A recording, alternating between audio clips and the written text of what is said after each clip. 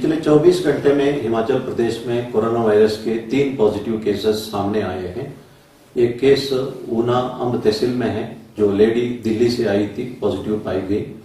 दूसरा शाहपुर में है, जो व्यक्ति नोएडा से आया था, पॉजिटिव पाया गया। तीसरा एक छोटी बच्ची 2 साल की, जिस व्यक्ति को पहले पॉजिटिव हुआ था, उसकी बेटी को भी पॉजिटिव पाया गया है।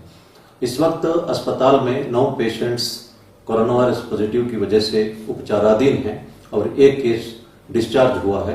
कुल मिला के हिमाचल प्रदेश में अब तक 50 केसेस कोरोना वायरस पॉजिटिव के सामने आए हैं। हमारा सेकेंड बैटल शुरू हुआ है। ये बैटल इसलिए शुरू हुआ, जो राज्य से बाहर से लोग हिमाचल प्रदेश से आने लगे, इन लोगों के साथ ये वायरस ट्रैवल किया है और सरकार ने कड़ाई से होम क्वारंटाइन का आदेश दिया है। उन आदेशों का पालना करना है, क्योंकि देश की स्थिति इतना अच्छी नहीं है। लगभग 60,000 केसेस हुए हैं और लगभग 1900 लोगों की डेथ हुई है। लेकिन खुशी की बात है कि रेट ऑफ इंक्रीज में डिक्लाइन हुआ है और साथ में ही 30% रिकवरी भी हुआ है। इसलिए हमें इस बारे में कॉम्प्लेसेंट बिल्कुल नहीं रहना चाहिए और होम क्वारंटाइन का आदेशों का पालना करना चाहिए। जिनको होम क्वारंटाइन का आदेश दिया गया है, वे अपने एक अलग कमरे में रहे, सोशल डिस्टेंसिंग बनाए रखे, मास्क पहने और हैंड वॉश करते रहे और यूटेंसिल्स अलग रखे और सीनियर सिटीजन से दूरी बना के रखे और कभी भी घर से बाहर न निकले। और 14 दिन तक ये क्वारंटाइन मिनिमम आवश्यक है और उसके उपरांत अगर आवश्यकता के अनुसार डिप्टी कमिश्नर चाहे तो इसको बढ़ा सकते हैं। इसके अलावा डिप्टी कमिश्नर्स ये भी डिसाइड करेंगे कि किसी व्यक्ति को होम क्वारंटाइन में रखना या इंस्टीट्यूशनल क्वारंटाइन में रखना, क्योंकि सेक्शन 30 डिजास्टर मैनेजमेंट एक्ट के अंतर्गत डिप्टी कमिश्नर एपिडेमिक को कंट्रोल करने में जिम्मेदार है और साथ में उनको कुछ पावर्स भी दी गई हैं। इसलिए उनकी तरफ से जो भी आदेश आता है, हम सबको उसका पालना करना अनिवार्य है। लेकिन देखने में आया है कि कुछ लोग जो होम क्वारंटाइन में रहते हैं, वो होम क्वारंटाइन का आदेशों का पालना नहीं कर रहे हैं। ये भी देखने में आया है कि बाबा वैली में पंचायत प्रधान तथा पंचायत के मेंबर्स पुलिस के साथ खड़े हैं और बाहर से कोई भी व्यक्ति आता है, उनको कंपलसरी होम क्वारंटाइन का पालना करवा रहे हैं और किसी भी वायलेशन पर तुरंत एडमिनिस्ट्रेशन को सूचित कर रहे हैं। ये स्थिति बहुत संतोषजनक है और मैं इन लोगों को धन्यवाद करना चाहता हूँ।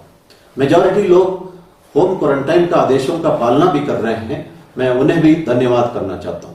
लेकिन अफसोस की बात यह है कि ऊना के हरोली तहसील में एक कपल मोगा से आए और उन्होंने होम क्वारंटाइन का आदेशों का धज्जियां उड़ाई और लोगों में काफी रिजेंटमेंट है और उन्होंने शिकायत भी की। मैंने वो शिकायत एसपी को फॉरवर्ड किया है और आदेश दिया है कि उचित कार्रवाई करें। इसी तरह बिलासपुर शहर में भी देखने में आया है कि जो कुछ लोग दिल्ली से आए थे और वे होम क्वारंटाइन का आदेशों का पालना नहीं कर रहे हैं। ये मैसेज भी मैंने एसपी बिलासपुर को फॉरवर्ड किया है। शिमला जिले में कुल मिला के 18 एफआईआर दर्ज हुआ है और कांगड़ा जिले में 36 लोगों के खिलाफ वायलेशंस पर कार्रवाई की गई है। मंडी जिला के बल तहसील में एक लेडी होमगार्ड के साथ कुछ लोग कर्फ्यू रिलैक्सेशन का वायलेशन करते हुए बदतमीजी से व्यवहार किया और जिन पर एफआईआर दर्ज की गई है। ये बहुत अफसोस की बात है। मैं जो बाहर से आए हुए लोगों से अनुरोध करूंगा कि होम क्वारंटाइन का आदेशों का कड़ाई से पालना करें, इसकी मजाक ना उड़ाएं। हम सब ने एक कहावत सुना होगा कि प्याज भी खाया, दंडा भी खाया और सजा भी भुगता। एक आदमी को कहा गया था कि सजा के बदले वो 100 प्याज खा सकता है या 100 दंडा का मार खा सकता है। उस आदमी ने कहा है कि मैं प्याज खाऊंगा, 60 प्याज खाते ही उसने कहा है कि मेरे से नहीं हो सकता है, मैं दंडा खाऊंगा। उसके उपरांत वो 60 दंडा का मार खाते हुए कहा है कि मैं सजा भुगतूंगा। जो लोग होम क्वारंटाइन में थे, हमारे पास इंस्टेंसेस है, उन्हें इंस्टीट्यूशनल क्वारंटाइन में रखा गया और उसके उपरांत वो पॉजिटिव पाए गए। उन्होंने अपना विलेज में, फैमिली में कितना टेस्ट पहुंचवाया, ये तो इस वक्त कहना मुश्किल है, टेस्ट के उपरांत ही पता लगता है। मैं ये नहीं कहता हूं कि जो पेशेंट कोरोना वायरस के पॉजिटिव निकलते हैं वो किसी सजा भुगत रहे हैं, लेकिन कानून का जो धज्जियां उड़ाते जिन पर मुकदमा है उनको सजा भी हो सकती है। ये जो एग्जाम्पल है ये मोटे तौर पर एक मैसेज को कम्युनिकेट करने के लिए, इसका कोई लिटरल मीनिंग नहीं है। मैं ये कहना चाहता हूं कि जो कानून का उल्लंघना कर रहे हैं, समाज को ठेस पहुंचवा रहे हैं, उनको सोचना चाहिए कि समाज उनसे इतना ही उत्तरदायित्व एक्सपेक्ट करता है कि इन नियमों का वो पालना करें। हिमाचल वासियों ने हिमाचल को इसीलिए सेफ रखा ताकि हिमाचल के लोग सुरक्षित रहे। पिछले 2 महीने से उन्होंने बहुत कष्ट झेले हैं। अब आप सडनली बाहरी राज्यों से आके यहाँ का माहौल खराब नहीं कर सकते हैं। आपके लिए भी एक उत्तरदायित्व है, इसको आपको समझना चाहिए।